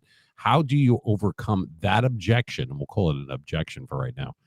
How do you get the word out other than just trying to talk to people, let's see, Twitter? Yeah. Or I mean, how can you gauge who's coming to the website? Like how, because I know you're open for more clients and you're ready for that now that you're settled in.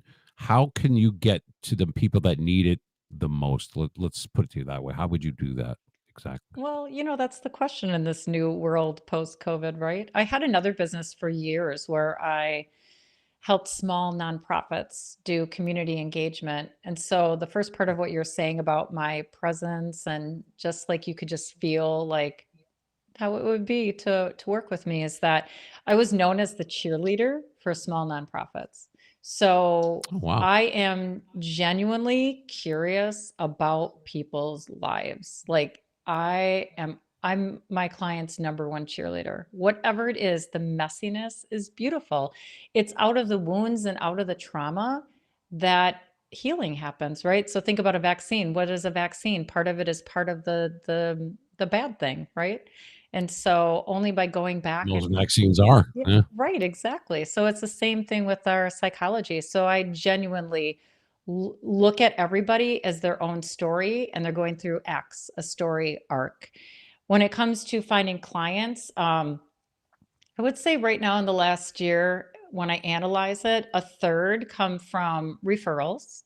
A third come from my network, whether it's on Twitter. I've actually gotten clients from followers on Twitter because they've gotten to know me, right? Because I engage every day and they will Yeah, that's ask me good. Let's put your Twitter stuff up there then. There you go. yeah, I mean, so I'll put out reflection questions and somebody might answer and I might say, "Oh, then you might like this blog post that I wrote about this, or you might like this podcast episode." And so I'm just all about adding sort of that free value that they can, digest on their own.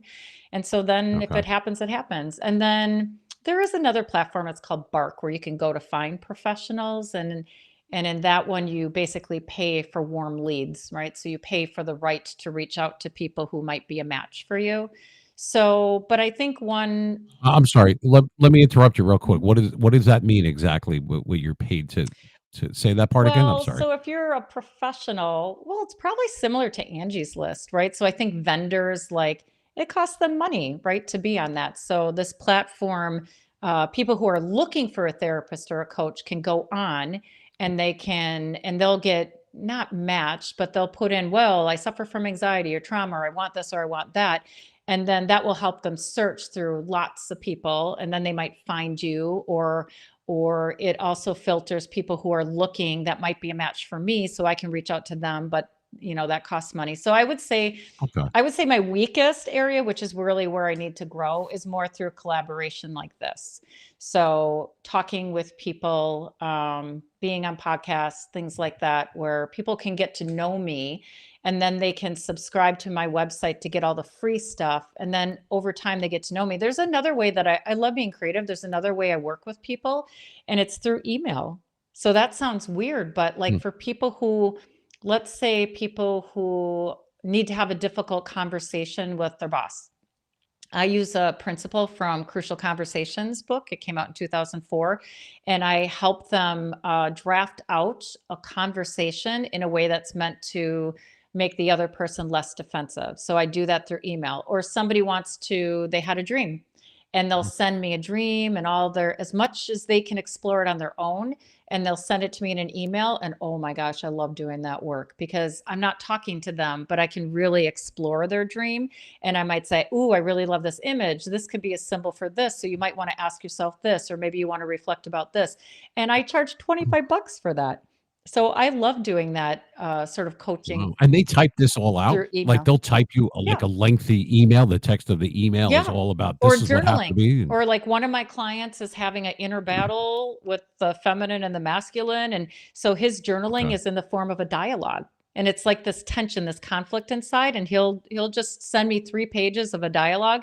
And you won't believe what you'll get from me back. So I it's intriguing, actually. I mhm. mean, so you have many different, I wouldn't call them lead sources, but it's people that you're Yeah. not reaching out to them initially. They're looking, they don't even know that they're looking for you, and Yeah. then you find each other. I kinda like that. Yeah. That's kinda nice. Yeah. I mean, that there's help out there. There's always somebody to help if you have the right attitude, if you're genuine, I would think, Yeah. and if you have a viable reason for wanting to, because nobody, you don't want them to waste your time or vice versa. But it's not something that people talk about. I don't see it on the Yeah. news a lot. I don't see it online a No. lot. I'm always on different platforms, but it intrigues me because it's out there, and I'm, people definitely need it, but they didn't know Yeah. that they needed Well, it, and it's I got my first mhm, client from Google. I was like, "What?" Like, I didn't realize my Google profile or business profile wasn't, like, done, and I worked on it, and I got my, recommendations up there, and I got my first client from Google. So I thought, "Really?" Like, somebody searched for, and she's 26, and said I was looking for a more depth approach, and up I came. let me guess. Up I Let me guess, California. No, she's not in California, but I do have a lot of clients in California and Florida, Oh actually, yeah. and Florida. They need help out there, Doc. We're fine over here in the New York, New I Jersey have area. We're good. I have a lot of clients in Florida though too, so yeah. I don't know, what I Well, don't like is I don't like the business models out there that are the funnels and the high ticket this, and you want to earn. I don't like that. I just don't like it. I want to be genuine, and I feel that I giving and sharing and educating, and I mean, I'm good at what I do, believe me. So you'll know, like, if you want to work with well, I believe me, you. you'll know if you want to work with me, and then it's a beautiful journey together. One of my clients has been with me for 5 years, and she sees me Oh, monthly, and she calls it her dub time. So her depth it's part of her time. self-care, her dub time, time with Deb. Oh, Deb time. I thought you said depth Nope. time. Okay. Well, it is that, but she calls it dub time. And yeah. Well, I know how you mentioned Indiana Jones, so I'm guessing. I'm just throwing this out there. You saw it what, 8 times? But okay. But I like the the segue from it. But it is so much ground to cover. Obviously, we can't cover it all now, but we might have, if you want. We'd love to have you back, and I'm sure a lot of people feel that way too because there's so much ground to cover because there's so many things going on, and as our lives evolve and as we get older, no matter what generation we are, I truly believe that all, it doesn't matter if you're a baby boomer, if you're Generation X, if you're Generation Z, if you're a millennial, if you just popped out, whatever it is, everybody can get some. What's so bad? It doesn't matter what year you were born, and what has surrounded you, or what you feel is, like you said this before, what they believe is right, or that's the right thing to do, or what they were pre programmed. I believe that everybody at any age could get some value out of that. If not just talking it out like a regular psychologist, when I say regular, meaning different, but the fact that you can go, oh, okay, that's great. Now let's get where we really got to go. That's uncomfortable for a lot of people. I know it would be for me. It's not such a macho thing for me or anything, but just the fact that once again, I keep riveting back to I don't want to know, but I have to know. It's like one of those things, it's like Yeah. you're damned if you do and you're damned if you don't. So if I'm going down with the ship, I want to know what caused the hole. Y That kind of attitude. That's me anyway. yeah. I have a feeling that a lot of people are like that Yeah. they want to try it out too. They want to make sure, is this real? I mean, because come on, we're skeptical creatures by nature. We're cynical about this and that nowadays. This one's trying to screw you over here, and these people are not real over there. And God forbid you're even talking to a real person. It could be friggin' AI at this point, which is another topic that I can't even go into right now because everyone thinks that they could get their own answers. But what you need is somebody who actually knows, not just because you're book smart, but because you're street smart. And that's not just about being able to fight. That's about knowing what to say, what not to say, how to approach things, what you do, just for your own amazing thing. Hold on one second. Alexa, silencio. Jesus, she's always, every woman in my life, nobody listens to me, Doc. It's like she's still going. Oh, but when I had the stuff delivered, though, she didn't say squat. Oh, I God. love it. Well, you know what's funny? I had a CEO once tell me that I had street smarts, and it wasn't really like it was half compliment, but half not compliment. Because 'cause I'm one of those people that I'm the first in my family to go to college, right? Yeah. So, like, my sisters and I made quite a jump, right? That's a parent's dream, right? That your kids do better, get a little further along than you Better do. than what you did. And Right. we did that, but because I was the first, I do have street smarts, right? I Right. didn't have the same starting point as a lot of other people did. And there are common reasons that people will come to me. One is everything relationships. So if you are struggling in any way or you don't know whether you should stay or get divorced or now you're post divorce and you're projecting all this like fantasy on the person that, you had the affair with that broke up your marriage because that doesn't usually go well, or you're exploring, your identity and things like that.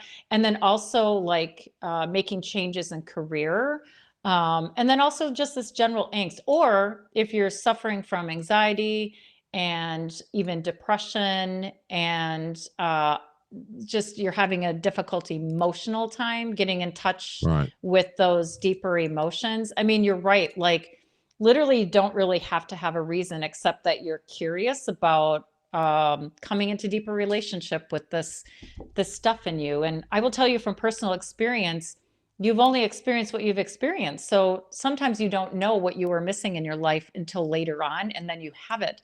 And you're like, holy crap, I didn't even know I Yeah. could feel that. I And hope it's so not too I late. Yeah. Yeah. right, I mean, exactly. I I agree with you. That's it's very thought provoking. It's like an injustice that people don't know that exists. They think, oh, I have to go. I'm not going to a shrink, or you know what I mean. They have that kind of attitude towards it. But you're bringing something out, like you said earlier, and I kind of love that. By the way, you're like, I'm not the one that's getting them the answer. They are. I'm just you Right. have a way of drawing it out of them. And it's not some kind of psychosomatic thing. It's something where you're talking with someone one on one, whether they're on the screen with you like we are, or whatever it is, over the phone. Email, you said, is Mhm. very is a big thing. There's so many different lead sources, but I hate to call it that, but people are going to come from, oh, you got one from Google and you're going to get one from here. And then people will listen to this. And hopefully, I mean, I want people to come and talk to you. Well, not come there, but it's Yeah. something where they can draw out. I mean, I would think two things. Number one, as we wrap it up, that possibly that could replace, not for everybody, or diminish the need to take so many pills and drugs and this and that and therapy. And I got to go here and I got Yeah. to go see this one. And it seems like that in its own. Sometimes the cure is worse than the problem, or so it seems.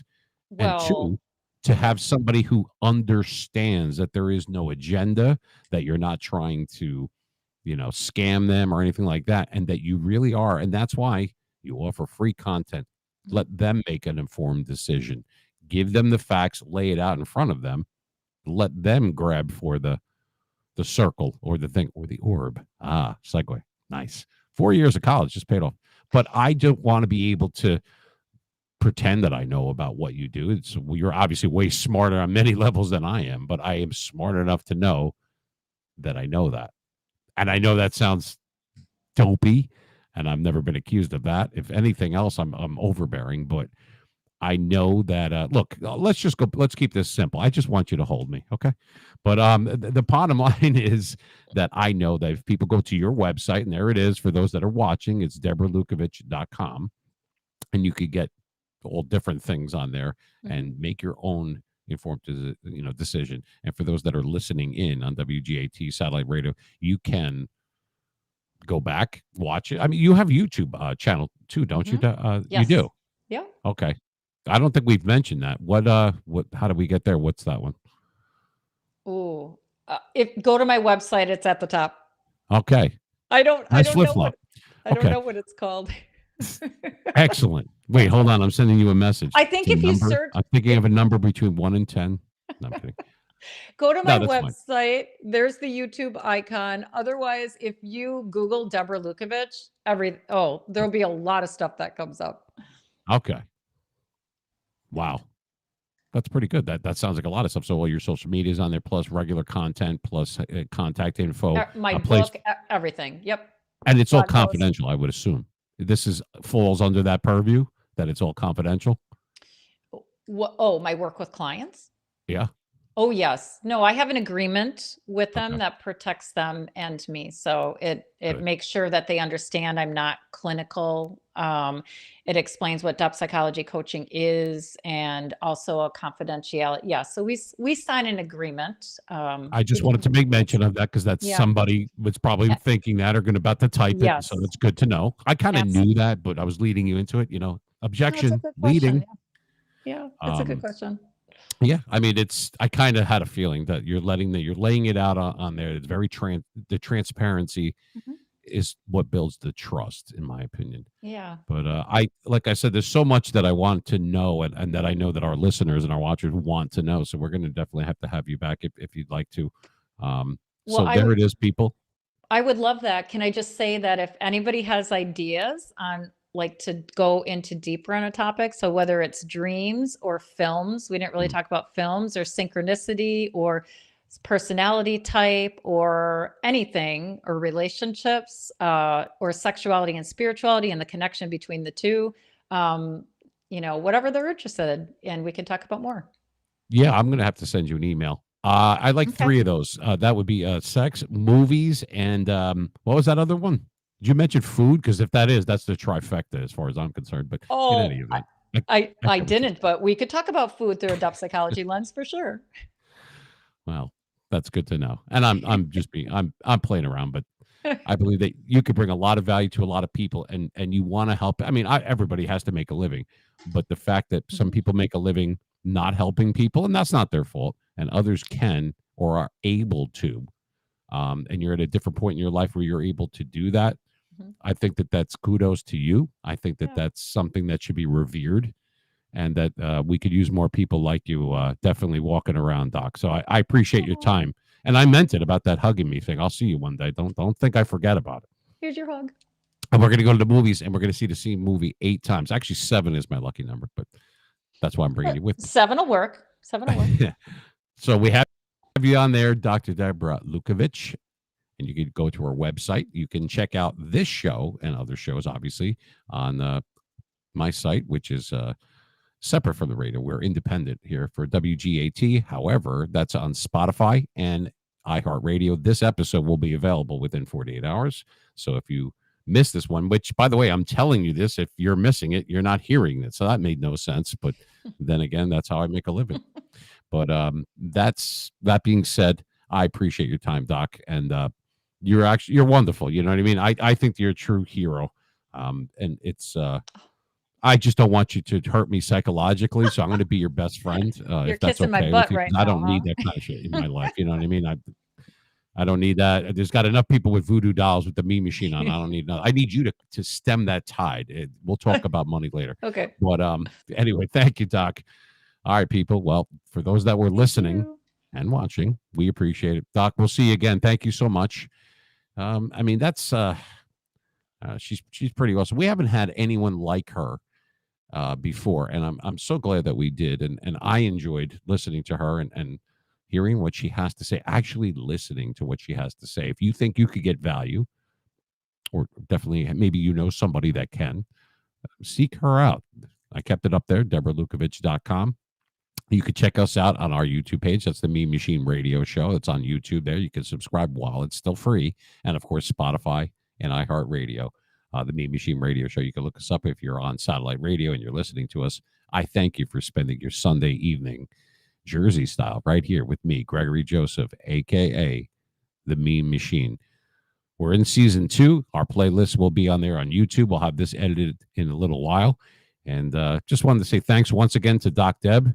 And for those that listened and watched, hey, look, this is real life. This is real people. We're not making this up. This is an AI, and I'm unscripted and unfiltered. I believe that that's the best way to talk to real people is to be real with them, to be transparent, like the doc was saying. And man, there's a lot. It's like an onion. You got to peel all those different layers off somebody, and maybe, just maybe, you'll feel better. You know, when you go onto my Twitter page or X page, Mean Machine Radio Show, and you go on there, right? And we have new followers and new subscribers and people like that. And I appreciate it very much. And the emails that come into memachine973@outlook.com, keep them coming. Keep them coming. Because I connect with the outside world, and I'm giving you a place, once again. It's not really a podcast. It's a broadcast that's sometimes streamed. But for those that have not been seen, I'm giving you a chance to be heard. Just like the doc said, you have to, sometimes it's you that can do it. Sometimes you just need a little help. And I'm happy to facilitate that for a lot of people out there. I know I could use it. And I know she's probably still listening. I'm going to say it a third time. Don't, with her nice voice and the way she looks, for those that were able to watch it, if you were only able to listen, I'm telling you, you just want to say, the hell with all this. Just hold me, Doc, and tell me that everything's going to be okay. She really has that vibe, I'm telling you. So I hope you enjoyed the show. Super Bowl is next Sunday. So obviously we're not going to be on because we're big sports nuts here. I don't know who's going to win that game. I guess I'm going to root for the 49ers. I'm sick of watching the Chiefs and Taylor Swift and all this other. I just can't deal with that anymore. So I don't know. Where do Steeler fans go on Super Bowl Sunday if we're not going to the Super Bowl? Who knows? Anyway. We'll have another episode, which will be episode 7. We have some co-hosts that are in the pipeline to come up soon, and also some more guests. It's starting to pile up as people are starting to understand that the Mean Machine is a way of life, baby. So, once again, from the great state of New Jersey at 8.6 WGAT, I am Gregory Joseph. Thank you for spending your Sunday with us here, Jersey style. We'll see you again soon. Watch our stuff on YouTube. Follow us on Twitter. We're on Instagram. We're on TikTok. We're on Facebook. The whole shebang. And remember, baby, if you can't be good, be mean. Peace. Be well.